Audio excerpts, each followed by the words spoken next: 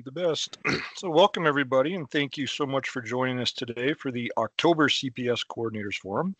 My name is James Fitzpatrick. I'm the Community Engagement Representative on the National Child Passenger Safety Board, and it's my honor to serve as a moderator for today's Coordinators Forum.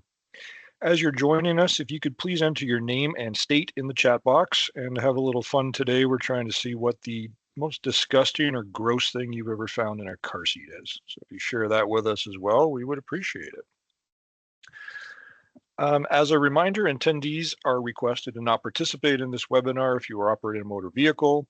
It will be recorded, and you can listen to the recording when you safely arrive at your destination. The recording will be posted to cpsboard.org /state-coordinators forum in 1 or 2 days. Kendra's always fast, unless she takes Friday off, which she might.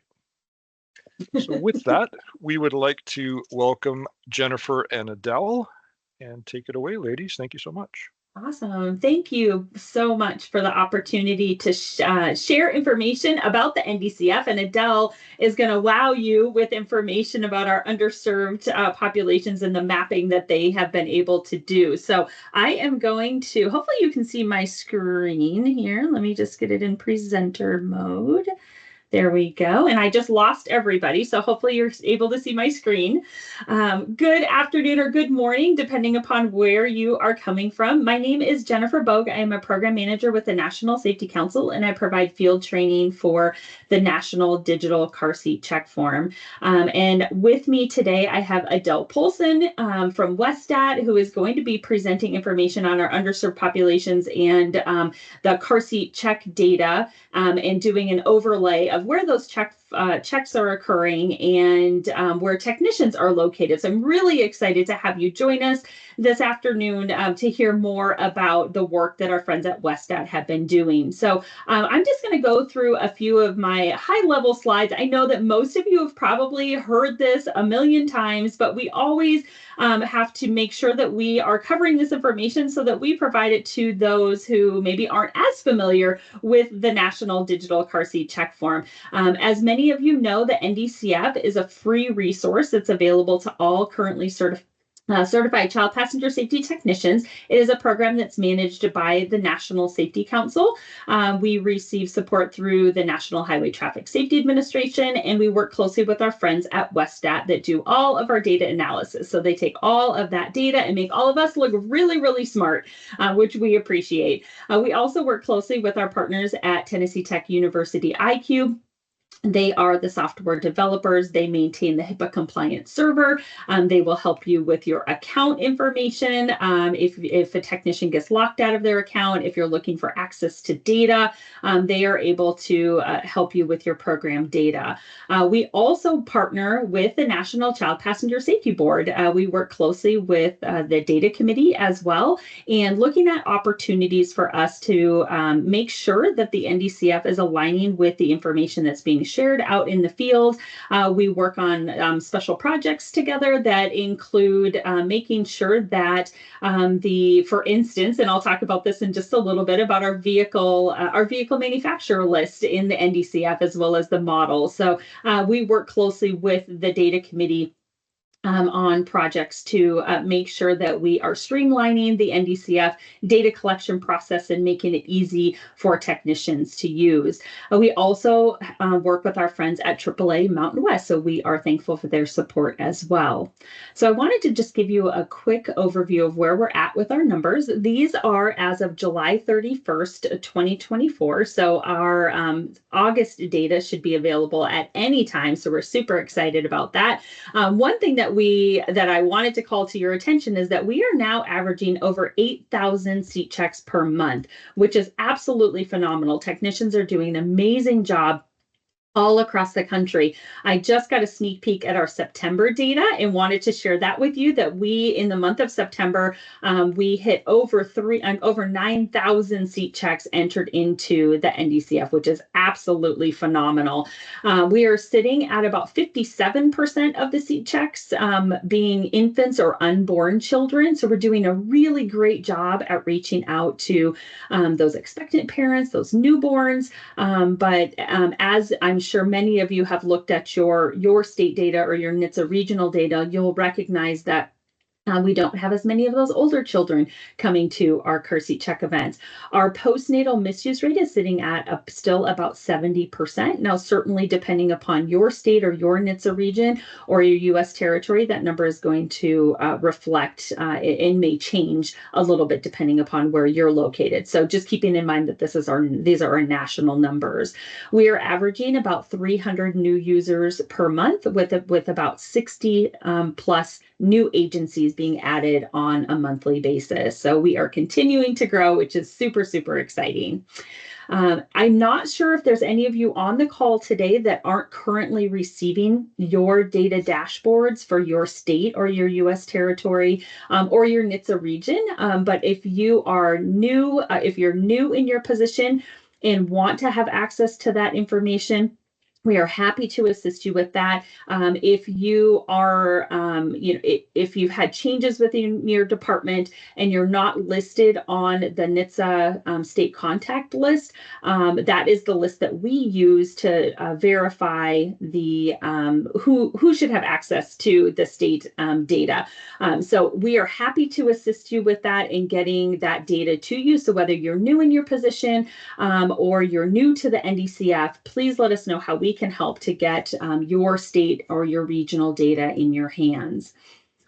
Just wanted to share with you a few of the updates that we are planning for the NDCF. Normally, as you know, we typically update the NDCF in October, but with the launch of this new curriculum, which we are all so excited about, we are holding off on our updates to the NDCF so that we can make sure that we are aligning with the information that's being shared within the curriculum when it comes to the terminology that's being used. We are updating a lot of different areas, a lot of different resources on the form, and particularly in our digital platforms, we are going to be updating the vehicle list. And we know that, and this is something that the National Child Passenger Safety Board, the data committee, has been instrumental in helping us with, is to streamline that process to make it easier for technicians to be able to select their vehicle, the caregiver vehicle on that list. So they've been working diligently at pulling that together. So we are working hard at that. Also updating the car seat list. We have, because there are a lot of car seats out there that now have a rotating feature, we are adding a question on the form about the rotating seat misuse. And then we're updating the terminology on the form. There's been some changes to some of the terminology in the curriculum, and we want to make sure that we align with that. We are also in the process of updating the user guides. So you can expect all of these updates to be completed by the end of January of 2025 when the curriculum is fully released. So just wanted to share that with you, that we are right in the middle of working on those updates, and we're going to hold off and not release those updates in October, but rather wait until January of 2025. As another friendly reminder, we know that we have every day we have new users to the NDCF, and some of those users are starting with the paper form and not realizing that they can take the information from the paper form and enter it into their account. So we want to make sure that users know that they should be taking the information from the paper form and entering it into their account. And what we're hearing from users in the field is that it takes less than 2 minutes per form to be able to enter that information in. I should also let you know that we have received some feedback from users in the field that when they're entering the information from the paper form onto the web browser, that there was a little bit of a lag in starting a new seat check. And we have fixed that. Our friends at Tennessee Tech have done an amazing job working with us on that. And you will find that that process should be a lot speedier for you now.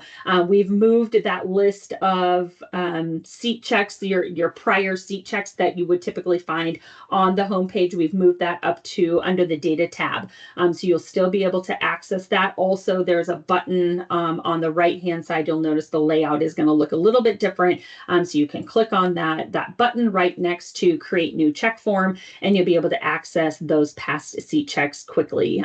So we heard you. And we are happy to report that we've made those changes to help speed up that process for you.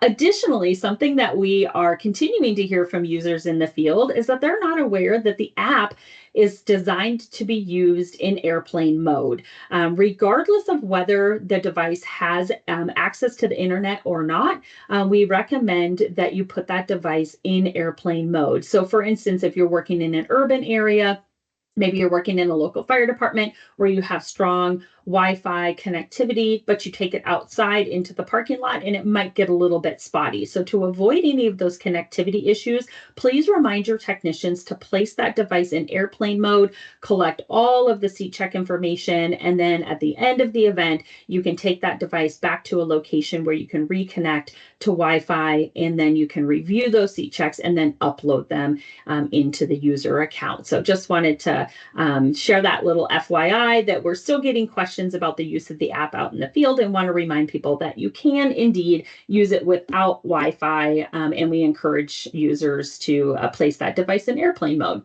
So with that, I am going to turn it over to my friend Adele, who is going to talk about the data and the work that they've been doing. So Adele, I'll turn it over to you. Thank you very much, Jennifer. Always tough to follow her, right, guys? She's so energetic and enthusiastic, but I will try to be equally as energized here. Before I jump into this new tool, I really have to give a lot of credit to my colleagues back at Westat. Dr. Elizabeth Petreglia has been our lead statistician on the NDCF these past 5 years. So this was kind of her idea in looking at all the data. And luckily at Westat, we have some really great GIS technicians, Mike Jean Grande and Matt Arola, who jumped on this opportunity.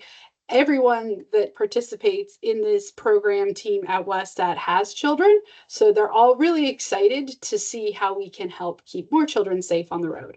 So, of course, as you all know, one of the guiding principles of the NDCF program is to make the data readily available to all of our users. Ultimately, we aim to provide a complete picture of what is happening in car seats across the US, and we want to make it possible for everyone to access and use that data to support their products and their programs. Over the past 5 years, we've been able to develop and provide monthly updates via our data dashboards. As you guys know, these dashboards help fill in a lot of the elements about what is going on in car seats in the US, because they provide us with the number and type of car seat checks, detailed misuse information. We learn a lot about the car seat installation, the age of the seat, location in the vehicle. We also learn a lot about the vehicles, make, model, age, and type of vehicles. And finally, we give you some tools to easily explore the data. And while all that information is helpful and tells us a lot about the children and the families that we are helping with car seat checks, we also want to know about the children we are missing.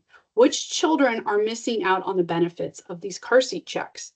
The NDCF data dashboards and website can provide us some insights. First, we have the maps that depict where we have the NDCF users.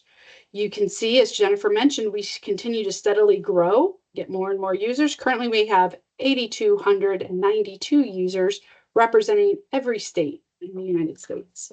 Darker means more users. And then we also have our agencies broken out by state. Again, every state is represented with an agency, and we're up to 3,317 agencies. Now, when we jump over into the dashboard on the map page, we can see where all the seat checks are occurring. The darker states have more seats, and we know that that means the lighter states have fewer seat checks, right?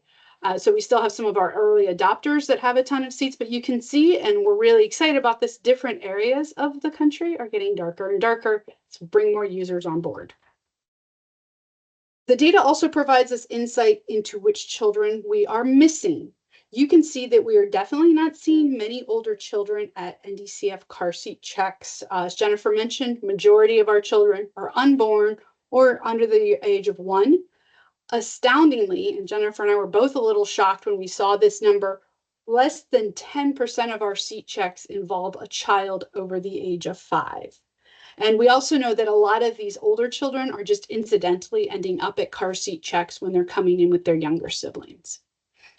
So although our NDCF data has helped sketch an outline of the children that are underserved by checks, we really needed a more comprehensive data source to determine our coverage. So step one was to determine how many car seat age children we actually have in the US. In other words, what is the population of children we are trying to reach? We use the American Community Survey, or ACS, and that is the premier source of data on population and housing information in our nation, and it is provided by the US Census Bureau. So this is the most accurate accounting of all children ages 0 to 9. We also added in a lot of our other existing data. We gathered all of the publicly available information on technicians and instructors.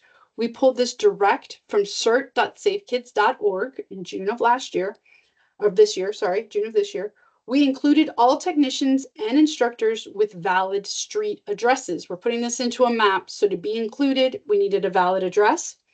We also pulled a count of all the NDCF checks by zip code for 2023. So at this point, we knew where there are children, where there are technicians, and where there are car seat checks. So the next step was to calculate the proportion of children accessing NDCF car seat checks. So to do this, our statistician created a ratio of seat checks to population information. So for each county, we divided the number of NDCF car seat checks by the number of children ages 0 to 9. I'm going to give you kind of an example so you can have some context for this. So in an example county, say we have 2,000 children ages 0 to 9, and then in 2023 for the NDCF, there were 40 seat checks conducted for the children living in that county. Using our formula, we get a ratio of 20 NDCF checks per 1,000 children. So what does that mean? It means the higher our ratio number, the better the coverage. Counties with lower ratios mean that it's less likely that a child has accessed an NDCF car seat check, or in other words, we have more children that are underserved. So before I jump into the demo of the map, I wanted to share just some of the conclusions from the analysis. This is just kind of overall examination of the entire country that Elizabeth did. And she just really pulled out states with good coverage, meaning states that have a reasonable number of NDCF checks. So the coverage ratio is about 4 points lower in urban areas compared to rural. And that kind of surprised us. And then we looked into it a little deeper, and this is mostly because urban areas have a much larger population of children ages 0 to 9. So even though there are a lot of car seat checks happening in urban areas, it's just not enough compared to the population of the children. We also see lower coverage ratios in areas with a higher population of children that are non-white. All right, so I'm going to go ahead and switch over to the demo map. I'm going to steal this from Jennifer. I want to let you know that anyone can access this map by going to carseatcheckform.org, and on the home page, there's a link to view National Seat Coverage Map. So like we said, we want to make this available to anyone who is interested. And here is our seatbelt coverage map. Now that I've given you the background on the data, I would like to give you just a little bit of background on how these interactive maps work. Luckily, this works a lot like Google Maps as far as panning and zooming and things like that, but I just want to make sure we all understand some terminology. So first, over here on this left-hand side, we have our state filter, where we can pick all states or pick any state, and it's going to automatically zoom down to that state. We also call this the extent of the map, which is really just the area that you've zoomed into. It's kind of important because you can see when I zoom to Delaware, it changes all this information over here on the right-hand side of the screen. So that's why I want to explain the extent. I'm going to go ahead and reset back to the US. Then we have this right here. This is our interactive map frame, the main part of the map. And like I said, just like on Google Maps, you can zoom and then you can see I'm just panning around, right? And then you saw those numbers over here on the right-hand side update based on where I'm zooming. Over here in the right-hand corner is really important. These are the layers of the different layers of data that we can look at. I'm going to go over those in detail in a second. And then along the right side, you have a legend for the layer that's activated, along with the number of seat checks and the number of technicians for the extent of the map you're looking at. So good, everybody good with that? All right, So basically, we have a layer for each of the data elements that I discussed earlier. So let me zoom on back out here, right? So we have a layer for technicians, number of 2023 seat checks, the ratio of the seat checks, and the population ages 0 to 9. So let's look at our technicians first. When you open the map, it defaults to the technician and instructor layer. And remember, these are technicians and instructors that have elected to make their contact information public. We know that we have way more than 9,200 technicians in the United States. That is just the number as of June of 24 that made their information public and provided valid addresses. Okay. And we use those valid addresses, but you can also not zoom exactly to that technician's location, right? We've masked that to keep their privacy. So as you zoom and pan around, these points will automatically update. Larger means more technicians. So let's do a quick check here. Let's go down to Florida. And Adele, there is one question in the chat. Tracy asked just to confirm this includes in-person and virtual inspection forms, correct? Everything that is entered into the NDCF and the seat check is mapped on the caregiver's zip code. So yes, so even if you're in Maryland doing NDCF checks, the check will appear, you know, if you're talking to somebody in Ohio for the virtual check, the check will appear as taking place in Ohio, because we want to know the caregiver location, because that's where the child is presumably located. That makes sense? Absolutely. Thank you. That's perfect. Good. Okay. So we also have the layer for the seat checks. So I'm sorry, I was back on my technicians. So you can see these blobs are kind of big, right? And I'm going to zoom into Tampa area, because as I mentioned, that's where my baby girl's in college. So all my examples are Florida based for at least the next year. Anyway, so we zoomed in, we saw we had 41 techs. As we zoom in, we can see these are actually broken out. We've got some technicians in Sarasota, Tampa, St. Pete, and Clearwater. So as you zoom, the map automatically reallocates those dots and to give you more detail about where your technicians are actually located. All right, so now I'm just going to reset. We're going to look at another layer. We're now going to turn off the technicians. So you can see as I'm in this layer tab, technicians has the eyeball, and I'm going to say, okay, get rid of the technicians and show me instead car seat checks, right? So it's just toggling on and off. You can layer them on top of each other. It just gets a little confusing. So we're going to break it down kind of one layer at a time, and I'm just going to turn off all these other layers.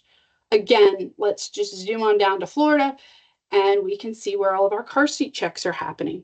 Now, we have to use a zip code for the caregiver's location, right? We don't get exact addresses for the NDCF because that's personal identifying information. So we keep it at the zip code, and we've mapped all those zip codes to counties. So these car seat checks are mapped to the center of the county, okay? So it's a little different than the technicians. The technicians are a little bit more specific. So if we zoom into the Tampa area, we can see this is kind of pinpointing in the middle of the county. And what I love is when you click, and give it a second, there we go. I clicked on Pinellas County, and you can see that we had 205 car seat checks in 2023, okay? So anywhere on this map, if you click around, you can get pop-ups with additional detail. Now let's go see where all of our kids are at. I'm going to go ahead and hit this reset button just to zoom us back out. And I'm going to say, don't show me the car seat checks anymore, but let's take a look at the population. Darker colors, again, mean more children. So if we go down to Florida, let's see where all the kids are at in Florida. Looks like Miami-Dade and Broward County is where we have the children. Again, I can click on that county and I can get the count. I can get the detail on the county, and then I can get the count of children. So 213,000 kids live in Broward County as of 2023. Okay. Everybody's with me so far. Okay, well, drum roll. Here's the big reveal. Now let's look at our ratio. So I'm going to turn this off. I'm going to zoom on back out to the whole US, and I'm going to say, show me the ratio of car seat checks. Again, darker color, higher ratio, more car seat checks happening. When I presented all of this, Kids in Motion this year, Sid Bradley was in the room. So I have to give him another shout out, because let's zoom into Vermont and look at this coverage that Sid is getting in Vermont. And if we want to look at the specifics on this, I'm going to click on a county now. So now I have the population and I have the number of checks. So we can see what a great job the techs of Vermont are doing, because we have 2,863 kids in Orleans County, and 105 of them were seen at a car seat check in 2023. So that's phenomenal. I'm going to go ahead and reset, and now let's go check out our friends down in Florida. Back down to Florida. So we knew that right from the previous map, and if I forget, I can just turn that back on. So there's where we've got all of our, kids, right? So I'm going to turn off that population, show this ratio. Ooh, we're kind of light here in West Palm Beach area, Palm Beach, Broward County. So remember, we saw that there were 213,000 kids in Broward County. Only 17 of them were seen at car seat checks in 2023. Wow. Yeah, so that's why that's a lighter color. Looks like the Florida county doing the best is Monroe. They've got 165 checks for 6,000 kids. So Adele, that, I did just type in the chat if there were any other states that you'd be willing to zoom in on, and we have South Carolina and Maryland. Oh yeah, how did I know Tracy was going to ask for Maryland? Tracy, you guys are doing a great job. You're doing good. You got a lot of kids in Maryland, though, right? So let's see. Baltimore County, I know it's where Tracy is based out of. They have 99,000 kids, almost 100,000 kids in Baltimore, and 276 were seen at an NDCF check. Again, just to be clear, NDCF check only is what we have data for now. Let's go look in like Baltimore City, 67,000 kids and 280 checks. Yeah, so it looks like Howard County's got some pretty good coverage, Tracy. And then we have South Carolina, and then we have a question from Allison. She wants to know, is the data available for public to download to integrate into other maps? Not, but we could certainly talk about that. That'd be a question for the program team to decide if you would like us to release this information. The back end is like a spreadsheet of all of the counties in the United States and this ratio. So it is something that would be possible. We can certainly discuss with the program team. Thank you. Well, yes. Adele, I think this is coming later, but there is an invitation for people to submit data to this map if you want to speak to that. Yes. So I do have a slide on that later.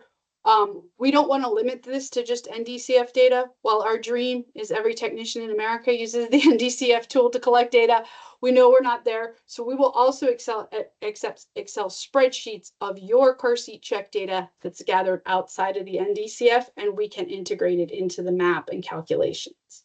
And we'll note that. So I have a slide that gives the specifics of how to do that later on, but yes, we welcome all data.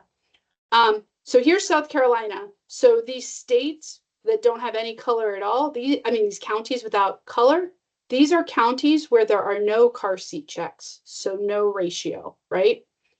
But like we can see in the counties it's doing okay. Anderson County, 137 checks out of 24,000 kids. Looks like in the Charleston area, things are going okay too. Right, so we really hope that as coordinators for your state, you guys can look at this and say, where do I really need to get? And then maybe you can even start calling some of these technicians, right? So here there's some technicians in this area. We're not seeing a ton of car seat checks. I'm going to guess this area of the state right now is really just focused on recovering from Helene, but maybe in 6 months or so, right? They can start looking at some of this. And then if you wanted to just see, where are the kids where are the children in South Carolina? And most of them seem to be in the Charleston area, Columbia. Right. Adele, we did have one question from Lillian that wants to know, when you select a specific county, would it be possible to add the ratio to the pop-up? Yes, we could. That's a good one. That's a really good suggestion. Add the ratio to the pop-up. Yeah. All right. I love it when we get questions like that, and then Adele says, yes, we can do Yes. that. Yes. And I have a couple of slides on other suggestions we've got that we are implementing. We are very, very fortunate to have received, Amy or two so hustling and has gotten us some more resources. So our GIS guys are excited to make other changes to this. We do have some resources that are going to allow us to make some other changes. That's fantastic. We have one other question from Tracy. Recognizing that this is 2023 data, is there any way to go back pre-COVID numbers? And she says that they're still not back to pre-COVID attendance. So I wonder about that comparison. Yeah, that would be an interesting comparison. Unfortunately, since the NDCF was rolled out in 2018, then in 2019, I think we only had a few states online at that point. I know Maryland was one of the early adopters, around with like Indiana and things. And then you guys who have been with the program for a while know we made a lot of changes and improvements to the form over the past few years. So Elizabeth, our statistician, did look at all the data. She's really only comfortable with the numbers of seat checks and drawing any conclusions from them going 2022 and forward. So we are going to add in the 2022 data before the end of the year is our goal. So that will be another layer point. So instead of just number of seat checks in 23, we'll have number of seat checks in 22, 23, and then in early 24, we'll add the 24 seat checks. So we'll have 3 years. It's not pre and post pandemic, but we're hoping to allow you guys to see a little bit more of a trend when you go in here, right? And Tracy, Brian Rauscher was saying the same thing. Like, give me more. I want to show how amazing I am. Like, show me, go way back and show us how we've, we're just completely blowing this up and getting seat checks everywhere. And unfortunately, we don't have the data for that. But moving forward, and I guess if we're done with the demo, we can flip back out to my slides real quick. Sure. So I can, because I'm kind of, stealing my own thunder here. It's never good. Yeah. So this is what Amy was referring to. Only NDCF checks, but we will accept it from anyone. All you need to do is email me an Excel file with your state name, the name of the county, and the number of checks for 23. This is just a tally. I don't need any details on those checks. I don't need what kind of seats they were or how many kids, anything. I just need the number, the total number of seat checks by county for 2023. Just let us know if any of this data is also already captured in the NDCF. I know some programs, they report to a couple of different places with the seat checks, and we'd like to not double count if we can. So that's how to add more data. One of our suggestions from the board when we met with the National Child Passenger Safety Board Data Committee, they said, hey, how about you add inspection stations? And we love this idea. This is going to give a more complete picture of the available resources in the areas. Or maybe if you're the state coordinator, somebody to call and say, hey guys, I'm looking at this map and we need to get hustling out there. Or, hey guys, awesome job. Thank you so much. This coverage is looking really great in your area. So we're in discussions now to try to get that data file. So that will become a layer here too. So we'll have technicians, inspection stations kind of as the resources. Yes, thank you. And as I mentioned, sorry. Yeah. Oh, she's all over the place, people. Sorry. Okay, so we're going to update all the map data annually. So that means we'll update the NDCF checks and other submitted checks. We'll update the census population information as it becomes available. And we will update the ratios for each year. We're going to add those as layers. And as I said, we are going to go back to 2022 and pull all of that data in as well. And now that's all I've got. And then, but you do have my email address there, Adele Polson at Westat. Feel free to email directly with Excel files or other questions about the map or other suggestions. We love that. I'm meeting with the team regularly and, throwing some more ideas at them. So yeah, I love adding the ratio to the pop-up. Absolutely. You'll see that soon. Yes. And I just have one other slide and then we can open it up to questions. Just as a reminder, we have a lot of different resources available to you on the NDCF website, as well as cpsboard.org/NDCF. So we have our tutorial videos, our how-to guides, our FAQs. We also have a list of our webinars, our upcoming orientations that can be found under the webinars tab on the board website. In addition to that, if your state or NHTSA region or program is interested in requesting a training, an orientation training, or just to meet to talk over some ideas for implementation within your program, we are happy to have that conversation with you and provide you with some feedback that we've received from other programs that might be helpful. If you want to visit about your data, if you're not sure how to navigate through your data dashboards and your table tools, again, we are happy to help you with that. Please don't hesitate to reach out. I'm going to just go back one slide and share our contact information again. My email is training@carseycheckform.org. If you have account information, if you need support for your account, you can reach out to Allie at info@carseycheckform.org. And then again, there's Adele's information if you are looking for some support with the data. So we are happy to take that time to meet with you, to schedule orientation trainings, to do open Q&As, whatever you feel would work best for your program or your NHTSA region.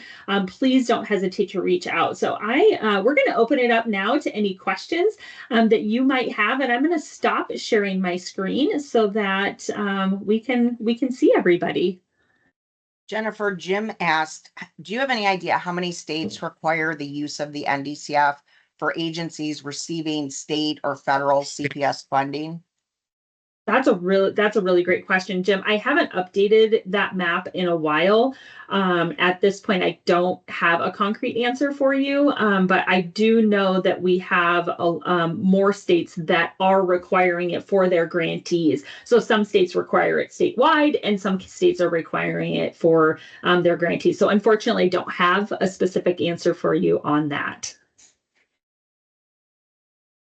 But as Amy said, Florida is moving towards, it is now requiring it for their technicians. And I think the rollout looks different for every state. And I'll use SESI in Washington as an example.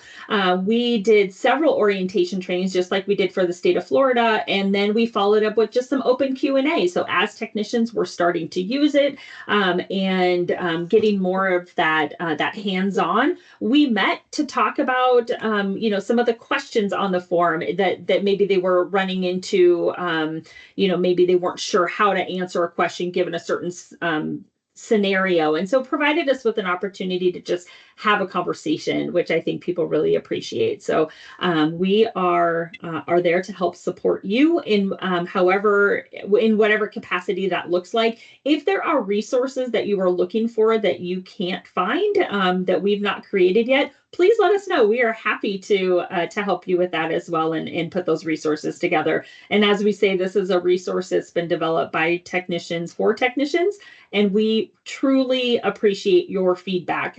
We meet regularly and go through the feedback that we receive, and a lot of that is used to drive changes in the resources, in the way that the different platforms collect that car seat inspection data. So we do mean it wholeheartedly that we want that feedback. Okay. Any other questions? I don't know if I'm seeing anything popping up in the chat. Jason has some concerns about the NHTSA list. I do know, in speaking with NHTSA about getting us the list, they are working on it. That is, they are working on getting that updated. And before we post it, yes. And Kendra gave him an address to start working with. This is Jason. I just want to say hi. Please confirm with the state coordinators before you put it up there, because I can tell you I have extreme frustration trying to get it updated. I have gone through what they've said. I've contacted our regional coordinator. They have people that are deceased on there that are running, that say are running inspection stations, wrong addresses, multiple ones. So before you do it, just please check, and you can probably sense my frustration. So yeah. Anyway, yeah, but the idea with the maps, I love it. And I wanted to make one other suggestion.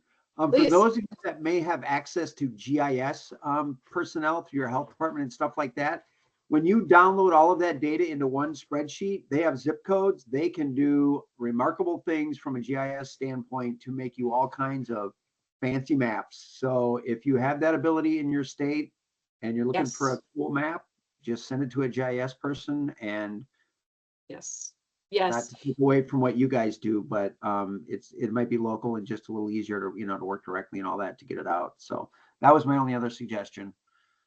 Thanks, Jason.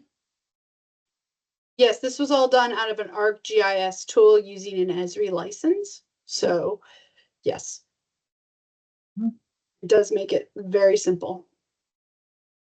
Fantastic. Lillian, it looks like you have your hand up. Yeah, I'm just gonna come off mute because it's way easier typing. Sure. I guess, do you have any advice about how to get people to use this? And I guess it sounds like we might have to go down the path of forced compliance, but like we Jennifer, we've actually had you come to our state to do a presentation to our regional liaisons. We've actually provided tablets to inspection stations to make it easier for them. We've tried to do a lot of things to get them to use it. And I'm hoping that the updated curriculum with the more focus on the NDCF will help. But people just do not care about it. And I've tried to explain to them how important it is to paint a picture of how we can improve the CPS program in our state. But they just feel, I think, that it takes away from their ability to help the families and get the work done that they need to get done. They see it as an obstacle to their work, I feel like. And I would actually open this up to any of the coordinators that are on the call that have rolled it out statewide or have begun to roll it out, and just kind of talk through, what that process looks like. And I think, Lillian, you bring up a really great point that I feel like technicians across the country seem to be in different places in the way that they collect their car seat inspection data and the level of detail. So, if we have populations of technicians that are using very basic forms, I could see where maybe it would add to the length of time, right, to collect that car seat inspection data.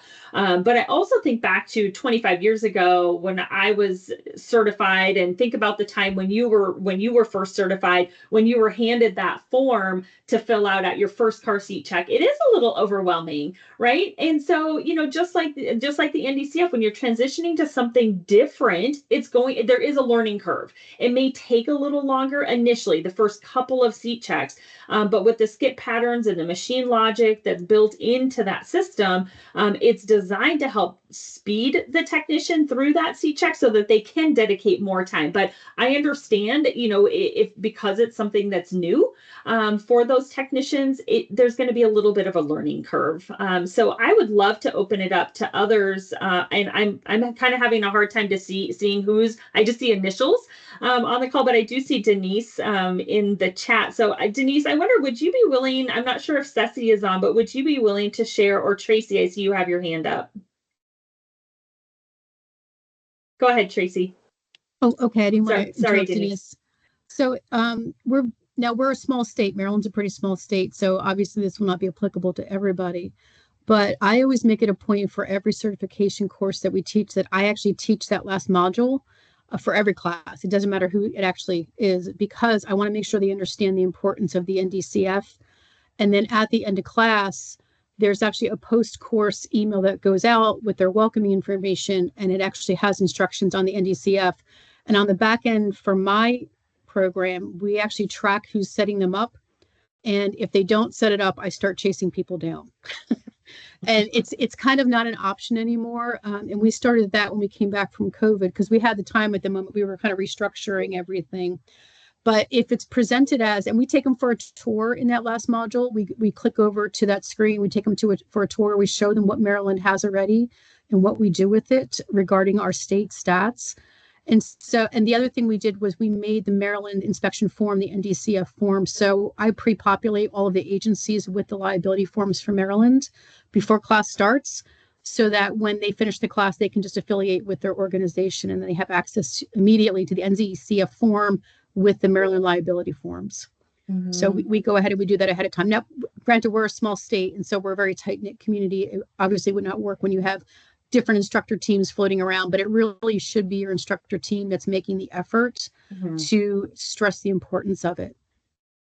Thank you for that, Tracy. And, we will be, as we're moving closer to the launch of the new curriculum, we will be providing some trainings to instructors on how to implement the NDCF and talk about the resources that are available, and just really making sure that the instructors are feeling comfortable with the NDCF prior to the launch of the curriculum, where it's, going to be more deeply integrated. And Denise, do you want to just chime in and talk a little bit about what you're doing in Washington? Yeah, sure. I don't think Ceci's on here. Yeah. So I just run a program. I'm not the state coordinator, but as I noted, we transitioned a couple years ago to the NDCF, and we had a lot of great hand holding and training to as we go along. And I guess the one reaction I was having to, convincing people to go on it, besides the fact that, if you're not on it in our state, you're not going to get any of the stuff that Ceci gives. You have to do that.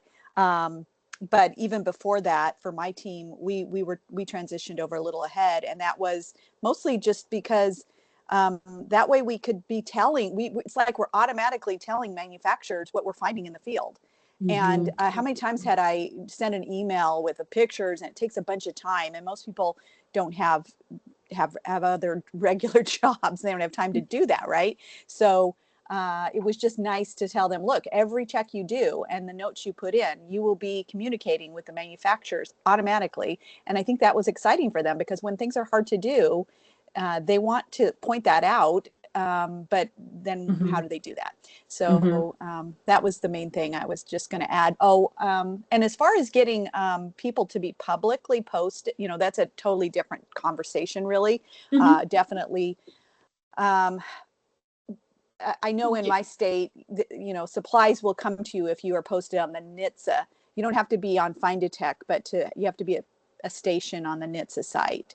And I think Bevan noted that, there's both places you could be public. And so you have to be affiliated at least with one of those. But yeah, it would be interesting to see what would take to get more people to be public. Emily put in the chat, maybe there's a way we could start encouraging that. And the thing I find interesting is, having been a tech for almost 30 years, it's like I have probably been contacted directly under 10 times in all those years. So I know there's a lot of different reasons why someone might not post publicly, but I don't think it's a conversation we have a lot with people. And one of their concerns might be, I'm going to be inundated with requests for checkups, and for whatever reason, we're not. And it's kind of both good and bad, right? The idea would be that they'd be reaching out to us, but I don't see them reaching out directly.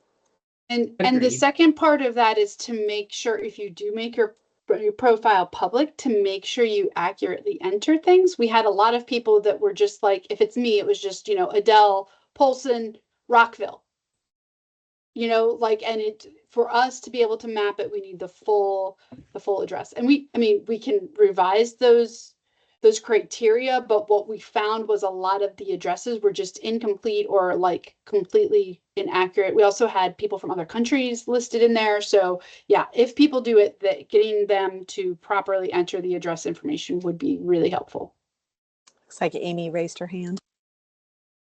I did. Well, I wanted to clarify, Adele, isn't it really the correct zip code, what we need?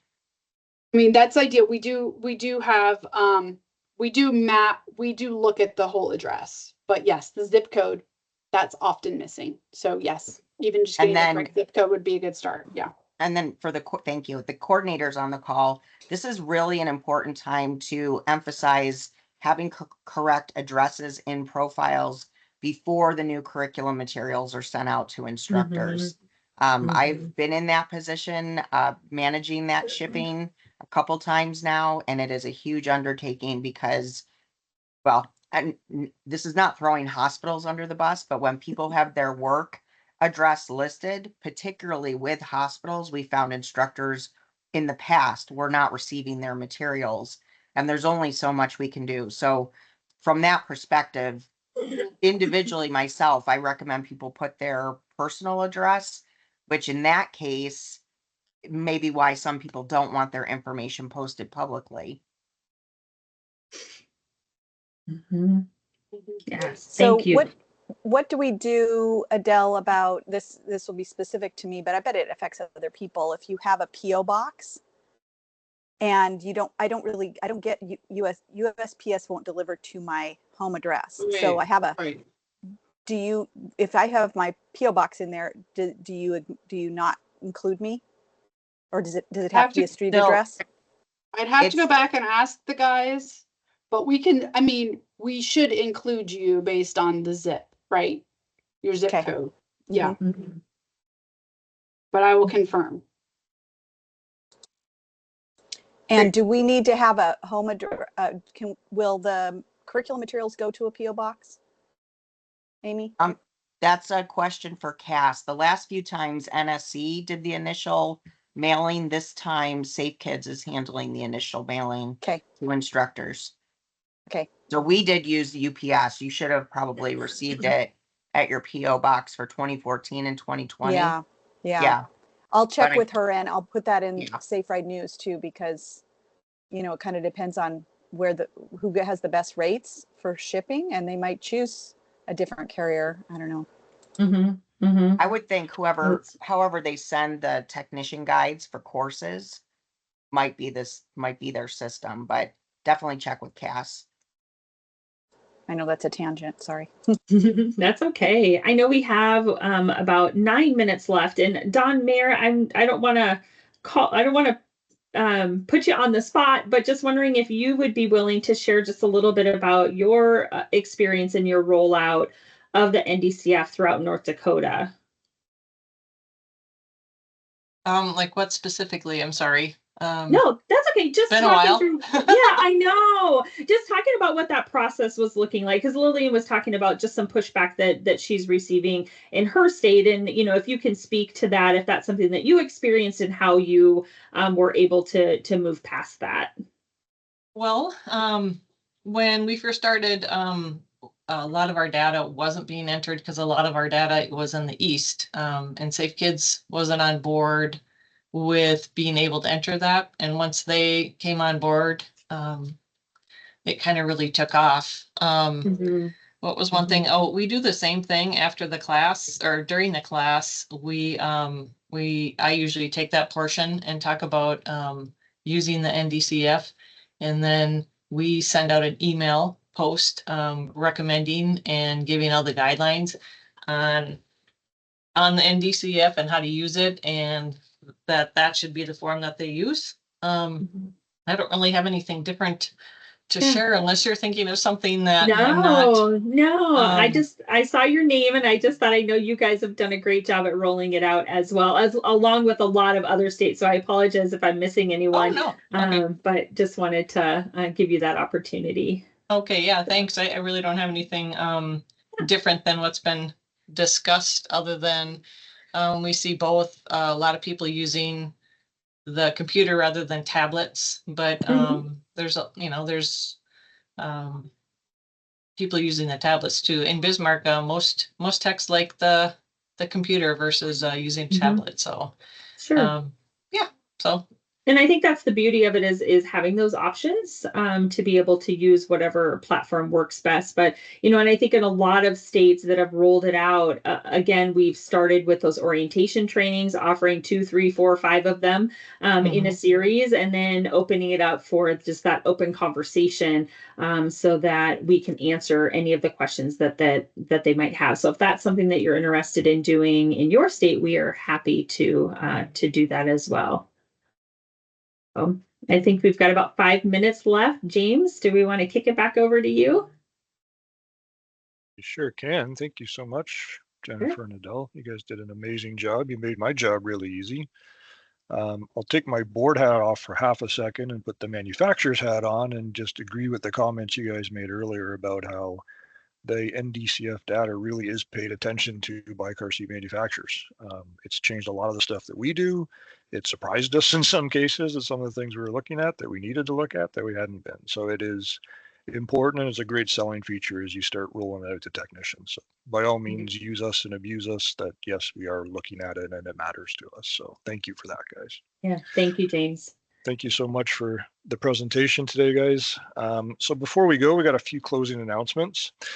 This is our last CPS Coordinators Forum in 2024. Wanted to take a minute to thank everybody who's participated, everyone who's presented, and a huge thank you as always to Kendra for all her hard work, making sure that we stay on track and present everything we need to. And she kicks my butt when we need it. So thank you so much, Kendra, and everyone who participates. We're going to wish everyone a nice and relaxing holiday season and look forward to seeing you in 2025. Also, if you have any suggestions for topics and or speakers for future forums, please enter them in the chat box, or you can email secretariat@cpsboard.org. Please take a minute and check your state law at ghsa.org/state-laws. We are using this resource for state law slides in the 2024 CPST curriculum. Please email Carrie Chosmer with any corrections. And her address is at the bottom there.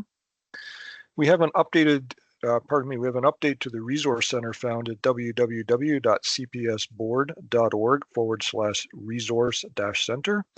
Here you can find a link to the NHTSA FARS data dashboard to assist with research, grant applications, or data to target different regions that you serve.